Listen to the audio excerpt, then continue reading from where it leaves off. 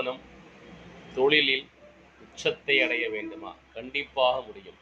உங்கள் ஜாதகம் எப்படி இருந்தாலும் சரி, உங்கள் நிறுவனம் இன்றைய தேதியில் எப்படி இருந்தாலும் சரி, அந்த நிறுவனத்தையும் அந்த தொழிலையும் மிக உயர்ந்த உச்சத்திற்கு கொண்டு வரலாம். அதற்கு அநேக சூட்சுமங்கள் உண்டு.